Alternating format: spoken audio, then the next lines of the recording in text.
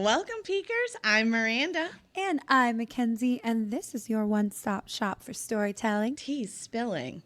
and to keep up with all the latest book talk gossip that you have been missing out on.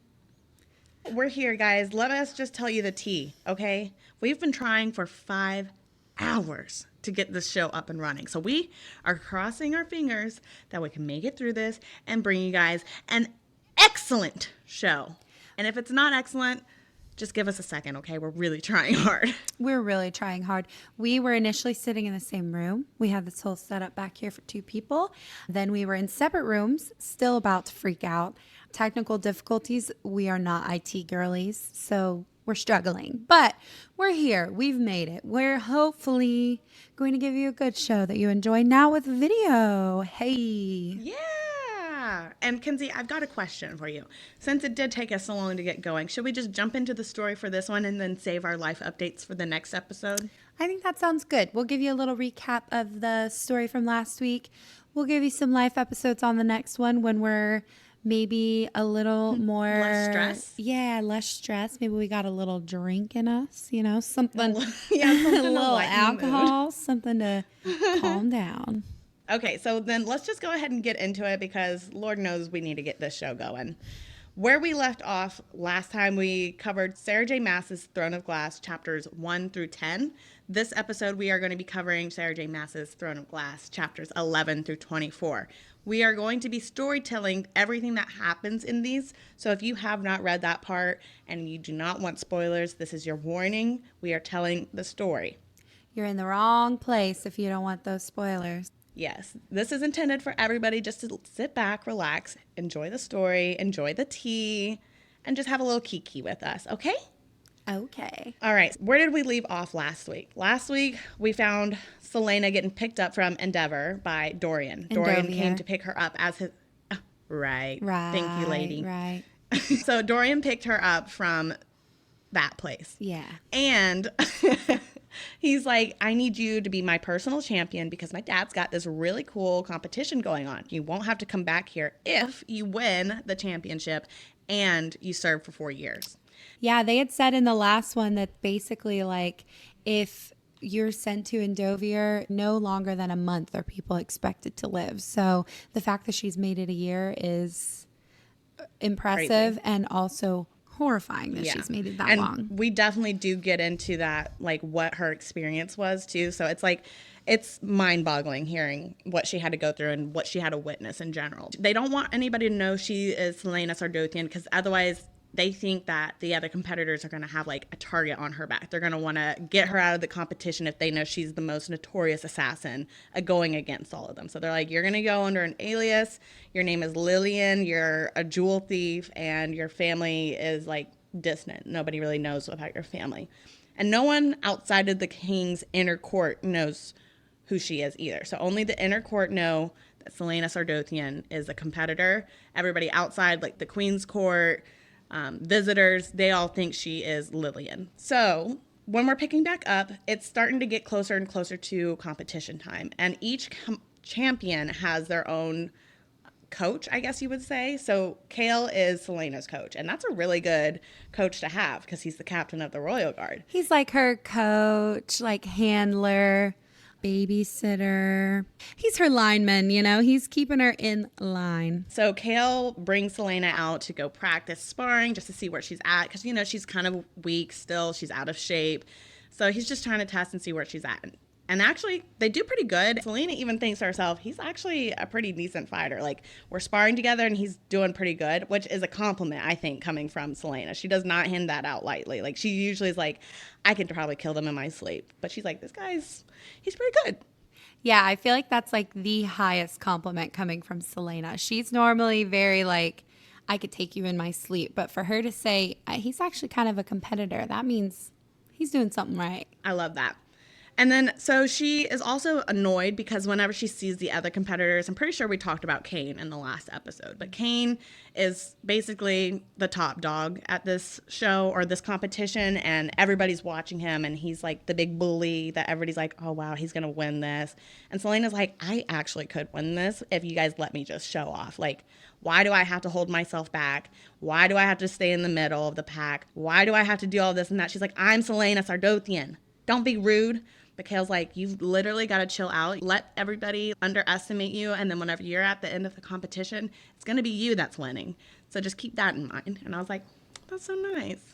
Yeah, no, I feel like he has very good advice. He didn't make it to the captain of the guard just because he's buddy with Dorian.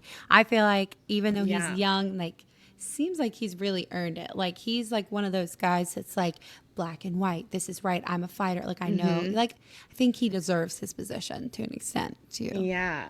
I love him, too. I know it's too early to be saying that, but I know I know him, okay? Personally, yeah. I know him. Yeah. And I like him. And I think that what you said is true. It's like he's very black and white. He's trying so hard to be serious, but he's a good guy, so he can't help but to be nice and grow to learn a person. And that's kind of what happens. He spends a lot of time with her in and out of training practices. She and Kale are often either eating together, walking around the gardens, going around the castle. And one day after their training in the morning, they're walking around the castle. It's a rainy day, and they round a corner and they run into Lady Caltaine.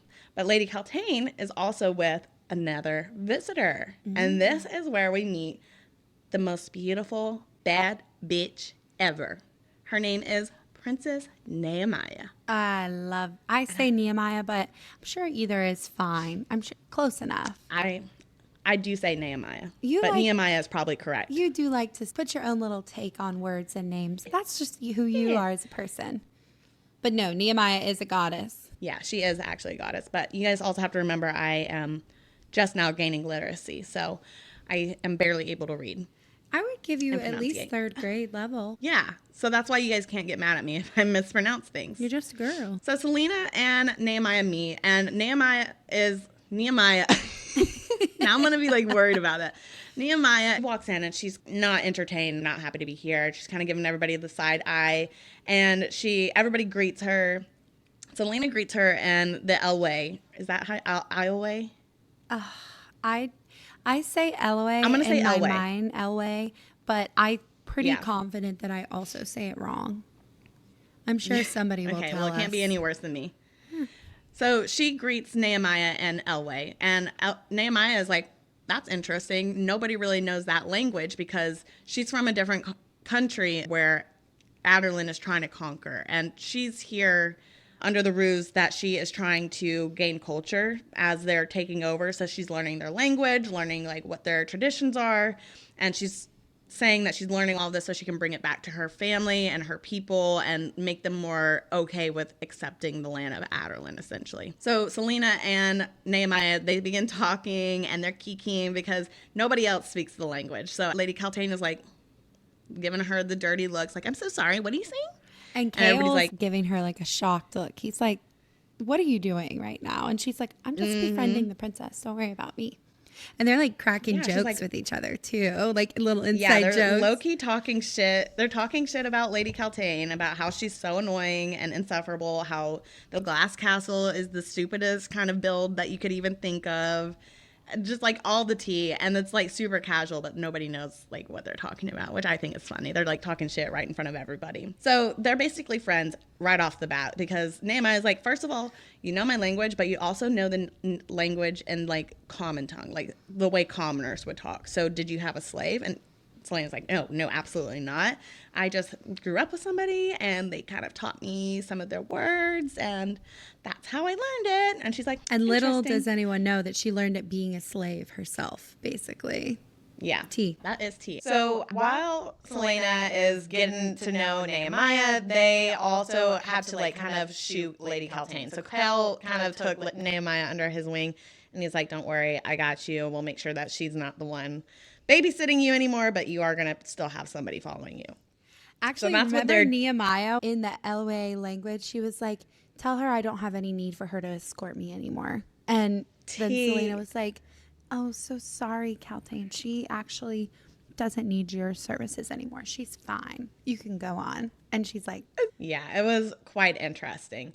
But anyways, on the other side of the castle, we have Dorian. Dorian is still doing his duties as the prince, which is basically attending a bunch of court sessions. So courts for his dad, the king, and courts for his mom, the queen.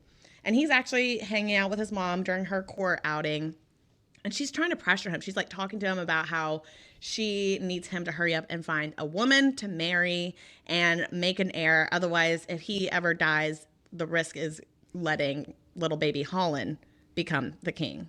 and Dorian's we all know literally only like 19. 19. He's not like super old or anything. Dorian's like, he's like, I like my ladies. Having a good time. I'm not trying to be the king anytime soon. I'm not trying to get married anytime soon. And she was like, well, you're going to need to find somebody of standing. Like maybe even Nehemiah will accept your hand in marriage. He's like, whoa. And she says that in like a backhanded way. Like she's like, maybe even Nehemiah. Like she has her prejudice. A lot of people have their prejudice about people from Elway.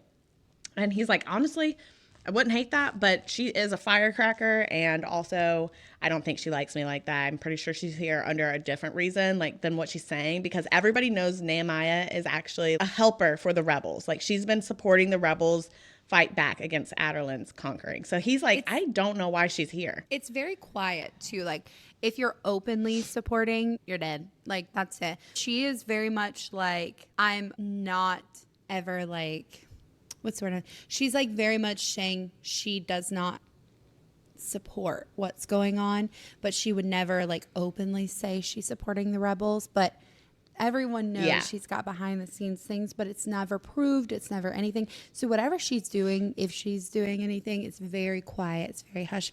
And it's very well done because nobody can pin anything on her. The only reason why Selena knows about her is because the slaves in Endeavor and Dovier would talk about her and how beautiful she is and how strong and brave she is and like all the work she's been doing to help protect them and stuff. So that's how Selena knows of Nehemiah. Okay, so in that instance too, Dorian is like, I can't talk about this anymore. I'm leaving. I got to skedaddle, get out of here. And he's walking around the castle and he sees Selena like sparring with Nehemiah's guards. And he's like, what is she doing out here? What is she doing out here fighting these guards? And also Nehemiah's out here and they're all by themselves. What's going on?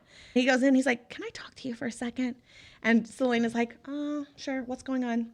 He's like, what are you doing? And she's like, I'm fighting. I'm practicing. I have a test tomorrow, so I've got to train. And she wanted to watch. And the instructor said that I was allowed to be out here. And he's like, well, where's Kale? She's like, I don't know. But don't you think I'm going to just kill her like right here, like with her guards? Do you see them? Like I'm not going to just kill her. That'd be so crazy. He was going to get ready to tell Nehemiah she needs to leave. But Nehemiah is like, I don't understand what you're saying. Like we have a language barrier. I don't know what's happening. So Selena is so nice. And she tries to translate for Dorian. She's like, he wants to help you practice. So she wraps Dorian up with Nehemiah, and he ends up getting wrapped into having to teach her how to spar and stuff. And then Kale comes in, and Kale is like, you know how Dorian was just like, whoa, what's going on? Kale is like, what is going on? Kale's like the angry mother that comes in and sees her children all like running with knives and scissors. He's like, oh my God, the crown prince and the princess from another realm and the assassin all in this training room. He said, this is not good. Oh, no. Stupid. He's like, why would you guys do this? Get out of here. So he makes them all go. He's like, you guys need to cut it out and get out of here. Go to your separate rooms. We're done. So he's a little party pooper in this instance. Boo. Boo. We don't like a party pooper. Moving on. Next day, it's the test. And there's a little bit of stir / like awkward silence going on because something happened in the night. And nobody really knows what's going on. So all Selena knows is that Kale did not show up for her morning workout like they usually do. He is usually there first thing in the morning. They run, they exercise, they train. Then they would be getting into their test. Today, there was none of that. She just shows up with the other competitors where the test is supposed to be happening. And she notices that the other competitors look kind of pale and scared and shook. And she's trying to like figure out what's going on. This other assassin or thief, his name is Knox. He comes up and he's like, yeah, I hear like there's something that happened. My coach didn't show up and I haven't seen anybody else talking about their coaches. Like we don't know what's going on. And there's one competitor missing. And then this little baby assassin, Paler, he's like, did you guys hear what happened? Peller. And they're like, no, what happened? They're like, here's the tea. Apparently, one of the competitors got killed last night. And they're like, what? Trigger warning. And he's like, yeah, and not just like killed, he was ripped open and his innards were scooped out and he is ripped to shreds. Like he's dead. And they just found him in the servants' like hallway, which first of all, that's so crazy how that just happened in the castle and the body is just lying around and nobody knows, like there's no news about that. It's not like transparent across everybody, but it does explain why Kale and a lot of the other coaches aren't there. It's because they need to figure out what's going on, if the throne or if the crown is under attack or something. So Kale has been off trying to investigate what's going on there, and everybody else is just kind of like spooked and trying to keep it together. I'm going to be pretty honest with you guys. A lot of this part in the book, it's very repetitive. They have tests, a competitor gets killed, they don't know who's killing everybody, and they have another test. You know, it's kind of like that cycle. So I'm going to kind of graze over all that. If you guys want to look more into it, you're going to have to read this section of the book. But I'll tell you like about the big scenes though. The big scenes highlights. Where there's like things that are happening, scenes where like there's a really big competition. But even in the book, there's some of the competitions like, I think, what was it, like 20 competitors, 25 competitors? Yeah, it was like 25 a lot competitors of competitors. And there are several like competitions where it's like, okay, they had a knife fight today or something, and then they found like another archery competitor. and stuff. Yeah, so like it talked about it in the book, but we're going to tell you about the big things. If you want the full story, like as we always say, head to the book, but we're going to give you the highlights, the most exciting, dramatic, cinematic parts of the book, because that's who we are Yeah. as people, period. So after a couple competitors die and nobody really knows what's going on, one competitor decides to make a stand and almost sends a message to everybody. They're lined up before one of their competitions and he knocks out a guard and tries to make a run for it.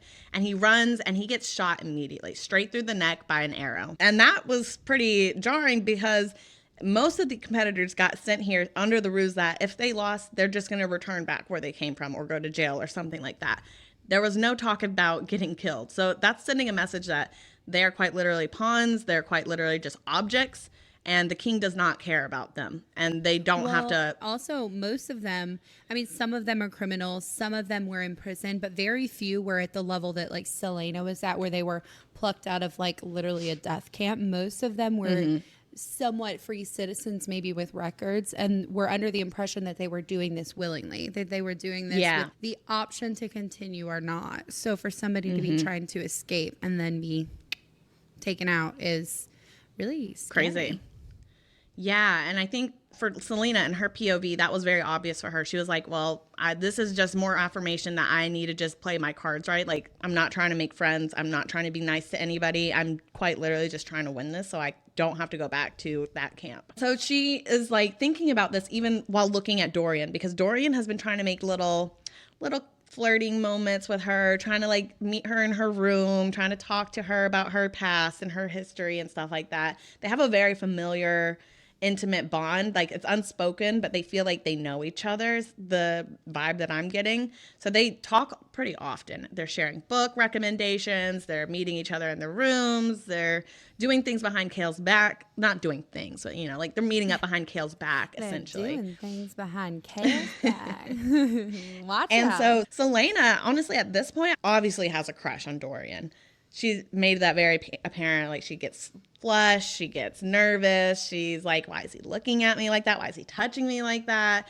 So she's like, I got to make sure not to let that get into my head. I got to play my cards right. But also, I feel like she's like, I got to play also with my strengths. If he's into me, then maybe we should lean into that. Who's to say? I don't know. Who's to say? Who could know? But one of the competitions that we do want to talk about, well, that I want to talk about, my favorite competition episode or part was this one where they're like climbing the castle and they all get to have like a rope and then one other thing to help them get up there. And Selena has like tar to help her stick. Everybody's using like the easy route up to it's like a 30-foot tower that they have to climb up, or a 50-foot tower that they have to climb up. And Selena is doing like the one far off to the side out of everybody's way. It's a slow and steady kind of pace for her rather than just like getting in line behind Kane and all of his other minions. So she's climbing up. And then all of a sudden she hears like screams, and then she hears a thud. She looks down, and one of the competitors had fallen and splat on the ground, To their dead. death. Yeah. And that's so crazy because I feel like if I were to just look down at any point, I would be done. I would be like, I can't go on anymore. That's it. Yeah, height is not a strong suit of mine. If I am climbing something, if I look down immediately, I'm like, oh, no, Thank I you. get very nauseous. It's not for me. Yeah. Not for me. No, love. Not for me either. I don't even like it when I'm rock climbing. Like, I have to triple check the rope. I don't trust anything. And that's in a very safe and controlled environment, too. Yeah, I know. I couldn't imagine not having a belay A tether. person like help. Yeah, I would be very, very scared. Very. So anyways, when she's looking down at this dead champion on the ground, she sees like the holdup that is happening as well. So Kane is soaring up there, and then there's a train of people basically underneath him. And there is like a group of 3 or 4 people who are stuck on this one ledge because Grave, which is one of the competitors, he couldn't like lasso his rope around a gargoyle to swing. So one person goes around Grave and they get up there. Knox is behind that person and tries to go around Grave, but then Grave is like, you better back off, hang out on your own ledge, and you better wait for me. And Grave pushes Knox off. He pushes Knox off, and luckily Knox has his rope tied onto something, so he's like dangling underneath that ledge. And Selena sees Grave sneak down to his ankle, pretending like he's fixing his boot, but really he's pulling out a dagger. And he's starting to cut Knox's rope. And so you guys know the tower that they're climbing is like 50 feet tall, and they're halfway up. Knox is dangling, and Grave is cutting his rope. And Selena's stuck here. She's like, okay, on one hand, that's one less competitor. On the other hand, Knox is like the closest thing to an ally and a friend that I have here right now. And that's kind of fucked up that I'm seeing all of this happen, and I'm not going to do anything. So what am I going to do? And it's getting down to the wire. Like, Grave is slicing that rope. It's like, one rope strand done. 2 rope strands done. So Selena's like, fuck it. And she gets down and she goes down to this other competitor who's like close to her, but like not right beside her. And she takes his rope and she's like, if you cut or do anything to this rope, I will gut you. And so she takes the guy's rope and she ties it around herself. And just as Grave cuts the last strand of Knox's rope, he starts falling. Selena jumps off and she like swoops down to catch him, and she grabs him at the last minute, and they slam into the wall of the castle. And I can't even imagine the amount of pain that must have been. Having a rope tied around you and then having a hard stop around your waist while holding somebody else that's falling. How much weight I would have probably be dropped on your them. midsection? No, seriously. Yeah. Think about like it's probably like a wooden, or no wooden. It's probably like a woven like rope. Yeah, like a classic around your rope. skin. Oh God. Yeah. Around your midsection. God. Oh, that's terrible. Yeah, and like with all of the tar that was on her hand too when she was climbing up, like to get her hand off that quickly, she ripped off like a good chunk of her skin. Like, so her fingers, her hands are kind of like raw with skin pulled up and the rope burn and holding Grave. She gets the wind knocked out of her, and Grave is just, or not Grave, Knox is like, thank you so much. Oh my gosh, thank you so much. Like, he is very grateful, very thankful that he didn't splat on the ground like the other guy. And I thought that was both really cool moment, just seeing her jump into action and jump down like that, but also so scary because she could have died. He could have died. And I don't know how she didn't break her back, honestly. Like, I feel like a rope around the waist, that would have just snapped. With Ooh, probably, she's got to have terrible bruises. Even if she's only 100 pounds, Knox is going to be at least 100 pounds, probably a lot more. Like, that's 200 to 300 pounds of weight across your midsection. Like, oh.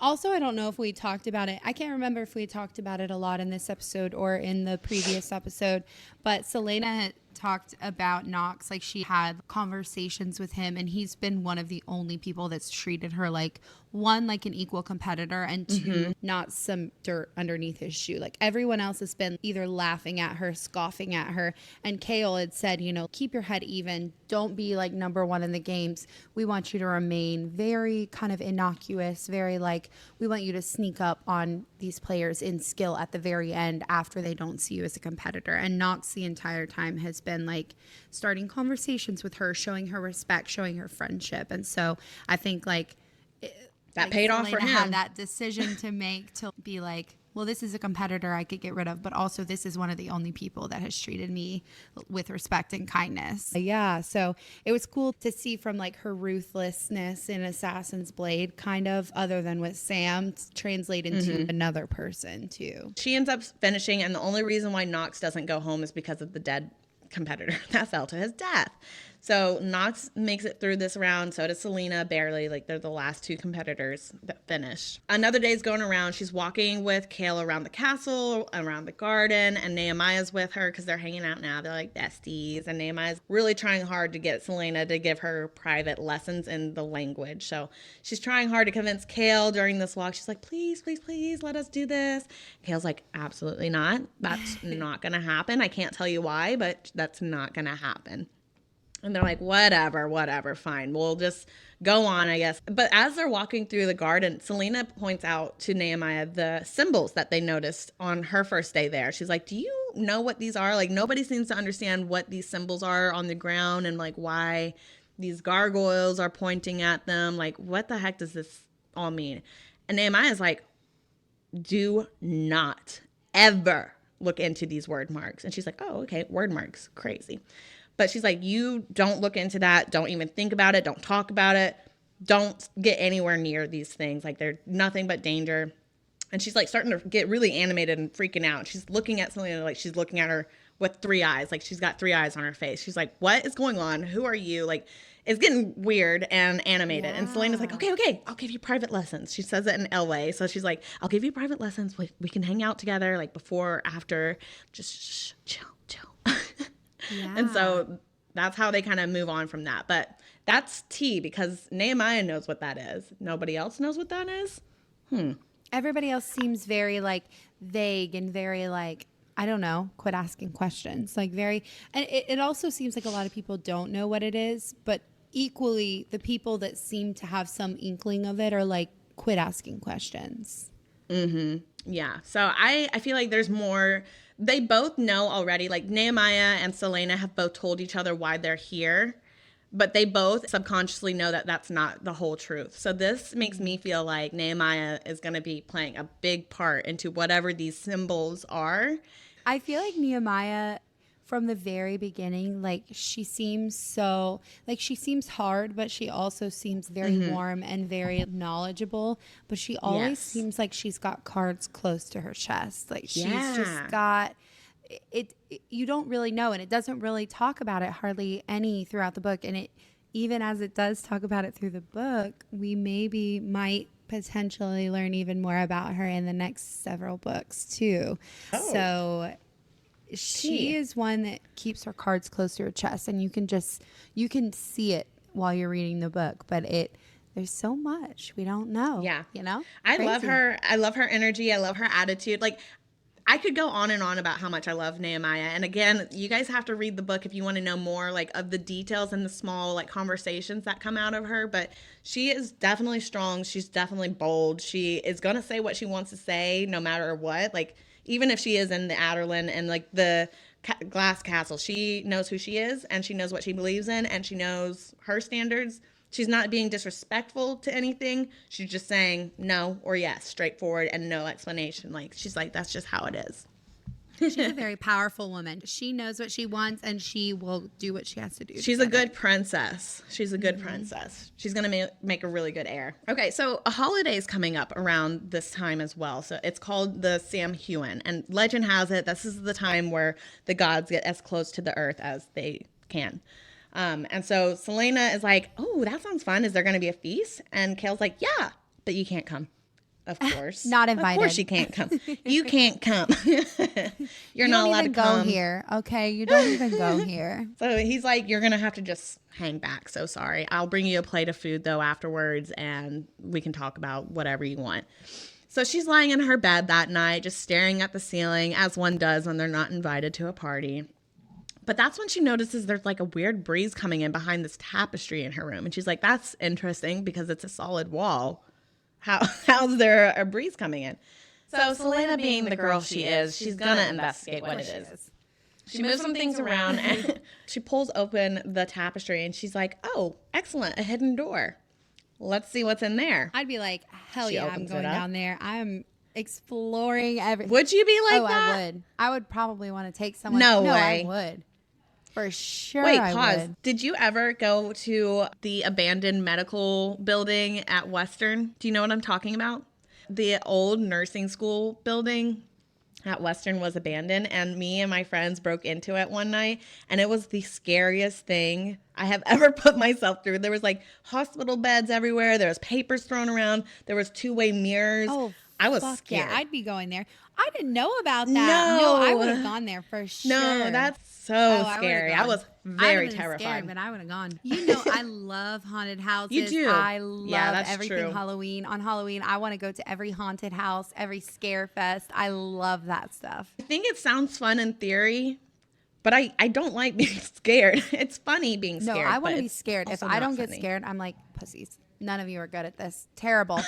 Up your acting game. You don't have any acting skills whatsoever. Me and Maddie actually went to a haunted house last Halloween. I think you paid like an extra $5 or something. I think it was in Salt Lake City, and they could touch you during the, you had to wear a glow necklace, and if you were wearing the glow necklace, then they could touch you during the thing. So they could come up behind you and like grab your arm or like grab your shoulder my or something gosh. during the scare. And of course we paid for the extra. Of course we did. You're a psychopath. I want to be scared. You're a If I'm not psycho. scared, what am I paying for? That's true. I want to be scared. I want to be really scared. I like the thrill. Maybe I'm an adrenaline junkie. You might be. don't- Okay, so we find the hidden door, and it's a hidden corridor as well. So there's a long, dark path. Selena is not too stupid. She's like, let me make some weapons. So she gets like a soap bar and some pins, and she's like, this should be good. This should be good for anything that I'm going Better against. than nothing. Right, girl. So she walks down it, and it's dark, completely dark. It's also very obvious that nobody has been down here in years. There's like dust. There's no footprints in there. So she's walking, investigating, and she gets to like a fork in the road. Well, it's like a tri-fork in the road. So there's 3 paths that she can go down. One path is giving very ominous, spooky vibes. And she's like, any other night but Sam Hewen, would I go down that night or down that tunnel? But not tonight. So she goes down the middle one. She goes down, and she ends up finding a secret escape route, essentially. So it's like a little sewer, like the one she got flushed down when she was in Donoval's house. It's like basically one of those, like a little sewer thing that goes out into the quarry. So it's essentially a get out of the castle without anybody finding out. So she could have escaped if she wanted to. However, she's a smart girl, and she knows if she were to escape, the king would hunt her down, and they would likely kill her, or they would likely send her back to the slave camp. And she's like, I'm here living in the castle right now, and I have a good chance of winning my freedom back. This is not the time. And I understand that. Like, that's a really tough decision, because I feel like I would want to leave. I also feel like it says about her too, like she knows that she wants to be free again. She doesn't want to spend her life running. And I think that also goes back to like her with Sam. I think why she was so hesitant to do everything, leave, like that one final act of getting money and then leaving. She was so hesitant about that. I don't think she was ever hesitant about Sam, but I think she's always been hesitant about leaving and being on the run. About leaving. Yeah. Because she's like, somebody is always going to be looking for me, like for some reason. Also, is it Sam Hewen or is it Sam Hain? Also, I think that... I think it's Sam Hewen. I have my Kindle behind you if you want to. Spell it for me. Samhuin. Oh, it's Sawin. That's how you pronounce it. Sawin? Sawin? Where's the wa? That's how you spell it. In both spellings, it is pronounced like so-un, with the so pronounced like a female pig and un pronounced as un, or so-un, so-un, because that's an actual holiday. It's like equivalent to like Halloween. So we said Sam Hewen. Apparently it's so-un. So we will be calling it the correct name from now on out. But you guys already know we're idiots. Barely passed. Well, we did. I guess we are nurses. So like we did graduate from nurses. Our reading comprehension may have been, or maybe not even reading comprehension. I would say hooked on phonics. It's the pronunciation. I just can't is low. pronunciate. I can read and I can understand, but I cannot pronounce things. Special. That's the only You're issue. A special little girl. You're special to Yeah, me. special girl. So after she finds that secret tunnel, she's like, making that a note. I'm going to remember this place for sure if I ever need that. She makes her way back up. She's like, let's go check out tunnel number 3. And she goes down, and it's a little bit more corridors that she could go down, but she goes down this one path, and it ends up being like a little peeking hole. And so she's peeking through, and wouldn't you know it, she has eyes on the festival that's happening right now, like the feast that's going on. And she looks, the tea, all the other competitors are out there. Kale is out there. The other court people are out there. Everybody but her. And she's like, dude, I know I'm an assassin, but there's an assassin. There's a thief. There's a murderer. And I can't be there? She said, what the "Look at me. hell? I'm just a pretty girl. I deserve to be at the party. I'm just a pretty girl." girl. Yeah. It was, honestly, My I would be heart- kind of I would be upset. And hurt. I would take that very Hurt. personally. Heartbroken. And so she's like, well, this is just not great. And I'm sure she would fester on it more, but she did see Kale get up, and she's like, oh, he's coming. He's coming to give me the food. I got to get back. So she runs back up to her room, closes the door, and gets in bed and pretends like she's sleeping. And that's when 2 people try to show up at Selena's house. Tell me, who is it? Tell me who. I'd like You to want to know? Okay, we obviously know that Kale is going to be there to give her the food, right?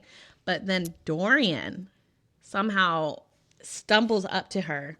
He's like drunk. He's like, I don't know, maybe she'll be like willing to like hang out with me right now. Like, kind of seems like he's got intentions, like we'll push the boundaries and see what happens.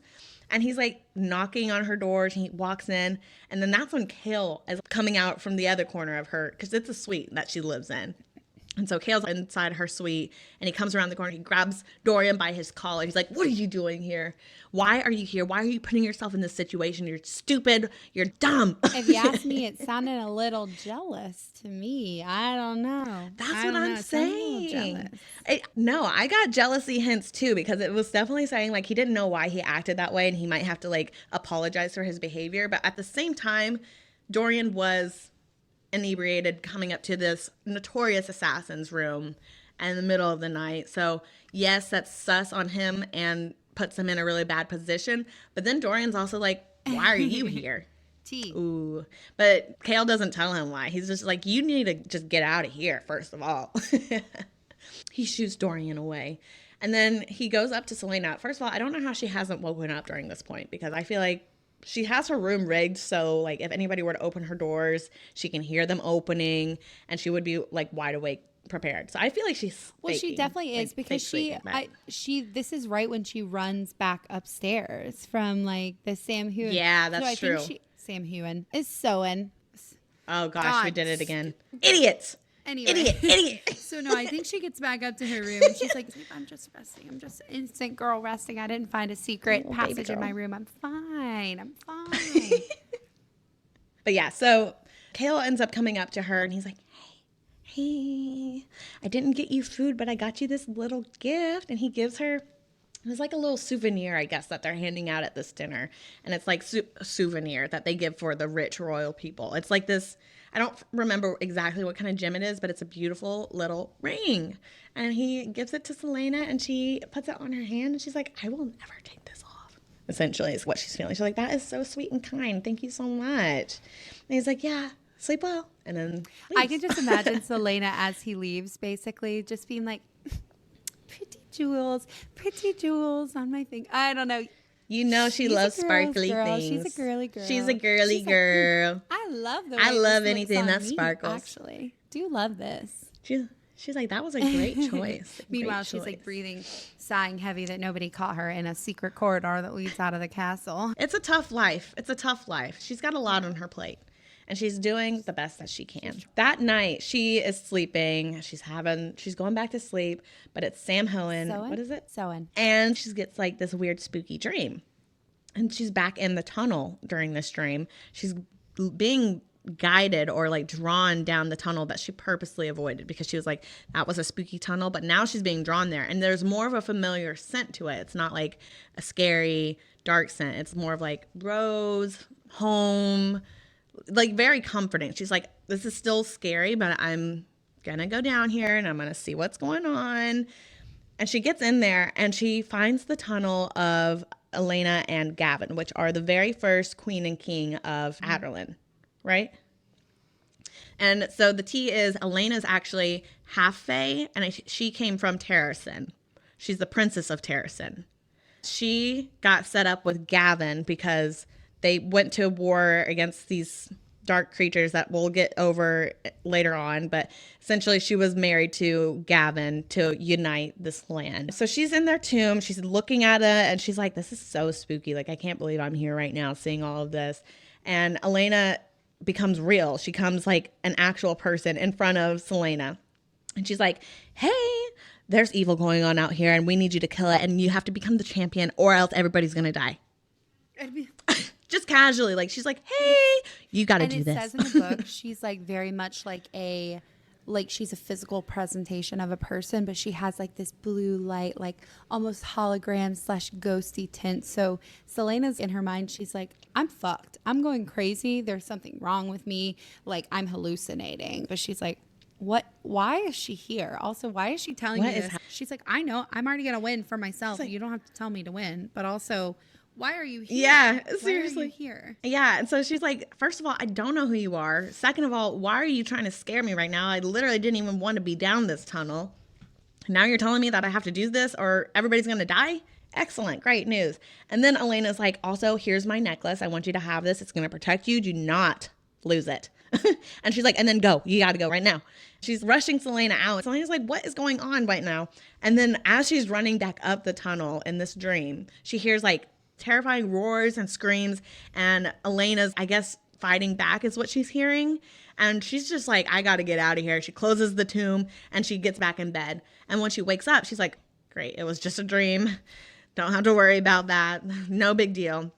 And she looks down and she's like, oh, it wasn't a dream because her necklace is still around her neck. She's still got that necklace around her neck. Can you imagine thinking you're having some kind of hallucination, like crazy dream, and then you wake up with a physical necklace that you've never seen in your life? It's very unique. It's not anything like, it's not something you could just accidentally have put on. Like, it's also a very identifiable necklace, as we'll find out, but it's a very specific. And that's going to be like the end of the main story plot of this week. But there are definitely a lot of things that we did not mention. Like I said, there's a lot of repetition and a lot of small things happening during this section. So we're going to talk about a little bit of those smaller parts right now.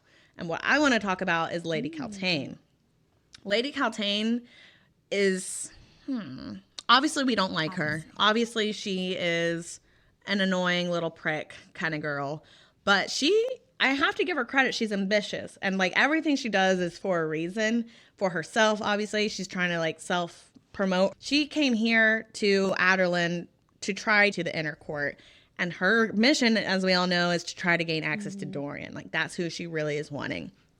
When Dorian was talking to his mom about the marriages that she's wanting him to look for, she gave him like a list of eligible ladies and whatnot. Then later on, Duke Parrington came up and also talked to the queen. And as he was leaving, Lady Kaltain was like, oh, I got to snatch up in here and I need to figure out what's going on. So she's like, anything exciting going on? How's the queen? Like, what's happening? And Duke Parrington spills the tea. He's like, well, yeah, she wants the prince to marry somebody of honor, like a lady, like a good relationship, blah, blah, blah. And she's like, oh, interesting. And so she's trying to figure out who's all on this list that the queen gave her. Obviously, she's not on the list because she's betrothed to Duke Parrington. But she's like, who's on the list? Who do I have to get out? So she drops a hint. She's like, oh, what about Lady Lillian? I heard that they're really getting along well, and I hear she's falling for him. And Duke Parrington's like, Lillian, because he knows who Lillian is. He knows that's actually Selena Sardothian. And she's like an assassin trying to become the champion. And so he's like, no, that can't be. So in Kaltain's mind, she's like, this is great. I have an ally. Because honestly, at this point, she just wants to get rid of Lillian. She wants to get rid of Selena and make sure she's out of Dorian's reach. Because she's like, I can probably handle anybody else, but she's different. I got to make sure I got my eye on her and I got to make sure she's out. And it sounds like Duke Parrington doesn't like her either. So we might be able to make this happen. Lady Kaltain is playing she's playing a very touch and go game. I'll say, like, she's betrothed slightly to Duke Perrington. She's courting Duke Perrington with the intention of, Yes, you know, yeah. probable marriage. But she's also really vying for Dorian. And so in her head, she's really playing this game of like, I'm going to give just enough to Duke Perrington to keep me in the castle, to keep me around the court. But I also am trying to get to Dorian. So she's playing a very touch and go game where if she makes the wrong move for whatever it may be, like she could either be like Duke Perrington could kick her out or Dorian could kick her out. I don't think we give Lady Caltaine enough credit for being very intuitive. Like she can see that there's something going on with Lily and Gordina, aka Selena. Like she can see that like she's captured the Crown Prince's attention. She's captured Kale's attention. She has integrated herself into this court, and also she makes herself seem above it. Like she doesn't have any, you know, like ties to anybody. She's not trying for anything. And I think Lady Caltaine can see that. She can see that she's got everybody's attention and she needs to get her out of the way. She's very calculated. She knows what she's doing. She knows how to play the game that is the politics that's going on, essentially. She's quite literally just playing the game of politics, I think. It is. And I feel like she obviously has been raised for that. Like her whole goal in life is to find a husband, find notoriety, be yourself in your highest form, you know, wherever that may be through marriage. And so she's playing the game. But she's a bitch. She's a bitch. I'll give it. Is that rude? No, it's honest. It's okay. I was like, yeah, I guess, but she's also every a time bitch, I saw her and I when don't was like reading her. The first book, I was like, can you shut your stupid mouth? Just shut up. Even Dorian, even Kale, and now obviously Selena. Every time she talks, everybody's just like, she's eye that roll, girl. She's heavy eye roll about it. She's a pick-me girl. She is. But she's born to be a pick-me girl. Like that's literally her job. She's supposed to be a pick-me girl, but don't like it. I feel like Caltaine and Lysandra in, you know, like Assassin's Blade and this book, they'd be best friends. Or they would either be best friends or mortal enemies. Actually, I think they'd be mortal enemies because they're both kind of alphas. They have their subservients on the side that are like, oh, you know, Lady Caltaine, Lady Lysandra, you know, they have their people that respect them, but they are the alphas of their little circle. Then there's another part that I wanted to talk about. I know that I had dropped hints that Dorian has been trying to make moves with Selena and trying to get a little closer with her. There was a time where he snuck up to her room late at night and Selena is playing the piano. She's thinking of Sam, so it's kind of like a somber, emotional song, and she's enveloped. You guys know how she loves her music. She's enveloped in it. She's getting carried away in it, and Dorian has been sitting at her door listening to her for a while. He's like, I'm surprised she hasn't heard me. So he goes up to sit beside her, and that's when she notices him, and they see each other, and they have a little banter going on. And this is where they're starting to feel like they're pushing the boundaries of like what's allowed. Like Selena's saying things to him where he's like, do you know who I am? I'm the prince. And she's like, do you want to go tell Kale that you're here by yourself? She's like, I've got the upper hand here, so I can pretty much do whatever I want. Dorian is like, no, valid. That's so true. And he's like playing along with her. And Dorian thinks that they're having like a fun banter. And he pushes a little bit harder than I think he realizes about the song and about her emotions, because everybody thinks she's just this soulless, heartless assassin. And he's like, obviously you do have a soul if you're playing music like that. She's like, yeah, of course I have a soul. Like, everybody's got a soul. Everybody's got something about them. And he's like, I wonder, was that song about an old lover? And she's like, get out. Immediately. You need to leave. Rude, and I don't like you. You're going to make me cry. I'm gonna cry right now. That would be me. Get out. But yeah, she makes him leave, and he's like, sorry, I didn't really mean to do that. And she's like, his name was Sam. And he's like, ooh. Sorry, when did Sam die? And she's like, 13 months ago, which was the time when she got sent away to Endovier. That is so heartbreaking and sad. I feel like it just takes you right back into like the end of Assassin's Blade, like all of those feelings and emotions, and like, you know how horrible that was. She's gone through so much right now, like, and she's only, 18 years old, 19? I don't know how old she is, but she's pretty young, and she's gone through so much, like, the death of her family, the death of her kingdom, the death of her first love, being brainwashed to killing people, and being an assassin, and hating her heritage. And then being enslaved, and then being taken out of enslavement to participate in a killing fest, to become a champion, to become a slave for the man that ruined your entire life for the next 4 years until you eventually earn your freedom. Like, that is such a lose-lose situation all around. Yeah. Selena is built different, that's Couldn't for be sure. me. Like she's gone through it. Literally, I complain about so many things, and it's compared to this person. Obviously, we know it's fictional, but it seems very real. Seems real. And I could never. That's all I know. And then the other thing is, obviously, we know that there is tension brewing with Dorian and Selena, but we're hearing a lot of things that Kayla is doing. It doesn't sound necessarily flirty, but it sounds more intentional. It feels more personal. It feels more intimate in a way. Like, it's not like he's flirting the way that Dorian is flirting. You know what I mean? Like, Dorian's very forward about his feelings, about being attracted and like trying to flirt, make her fluster. Whereas Kayla's more of just being there for her. He's been showing up for her. He's been supporting her. He's been in her corner telling her, like, you're going to do this. You're going to make it through it. Like, and he's showing up and he's hanging out with her in between. I'm growing feelings for Kale during this time more than I am for Dorian. Like, obviously, I know Selena's very into Dorian physically and not so much with Kale, it seems. But Kale seems like he would be a great partner for Selena. And I know that's a bit of a stretch right now because she just got here. She's still an assassin. She's not even like a champion. They don't know each other like that. But with her feelings that are growing with Dorian, I feel like, how is she not seeing Kale and his equal merits that he's bringing? I don't know. I don't know. At this point, who would you be rooting for?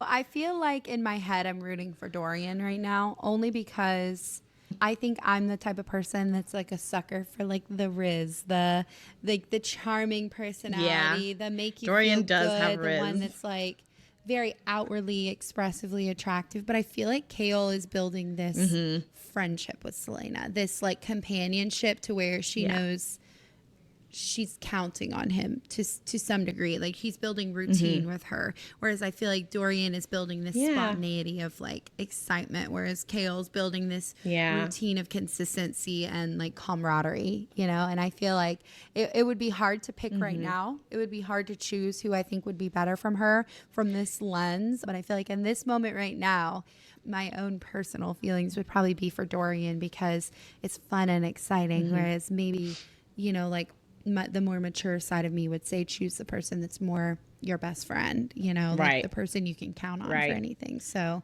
but I think it's so early in the story. We're going to get to see. Yeah, we don't know what direction it's going to go. And I know I just know that it's going to go all the way. I still don't know. Yeah, I'm pretty far into the series. Well, not like very far. I haven't started the tandem read, but I am like third book in. So I know a lot, but as we're telling the stories, I'm going to be telling you like as I felt as I was reading these things. And in this moment, I was like, why is she so into Dorian? He's obviously a fuckboy. He obviously is used to getting his way, and he's just here for the show of it.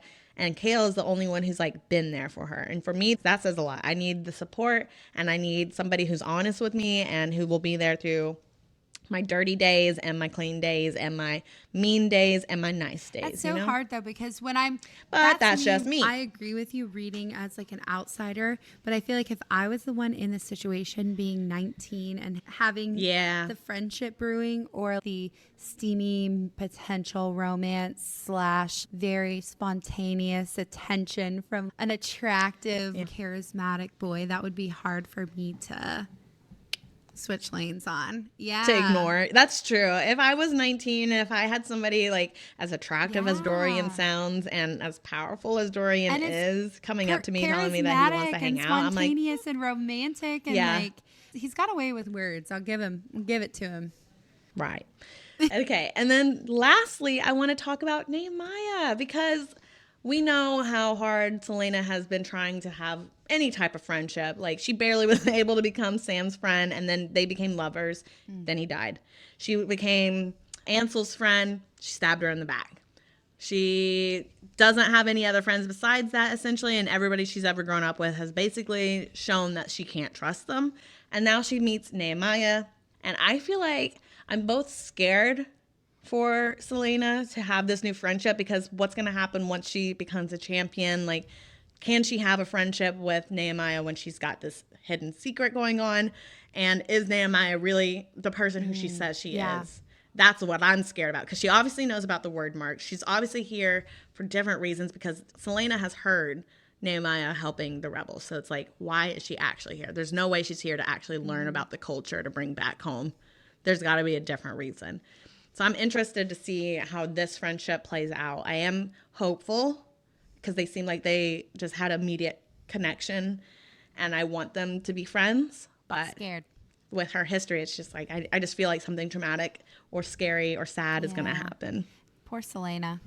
I feel like every time you think she's in a good place, something bad happens. Okay, Peekers, that was this week's Peek. Next week, we will be covering Throne of Glass, chapters 25 through 40. Thank you so much for listening and sticking it through it with us on this episode. This one was probably a little bit choppy and rough. So if you did stick through it, you're a real one, a G. We're working on our sound. We're working on our editorial skills. Okay. So just take the content at face value. Take what we're giving you, please, because we're gonna hopefully get better. Please. Honestly, We will get better. We were born to be famous. It's going to happen. Just give us a second, please. rate it honestly. Rate it what you think. Throw us Honestly, a comment seriously. on our social media. Be like, this week sucked. And that's fine. We'll take it, whatever you got to do. But It's good to know. if it sucked, honestly, I'd rather know. But then give us a second, because we're gonna get it right. But then come back for more, Yeah, please. that's fine. Please, please. All right, guys. Bye.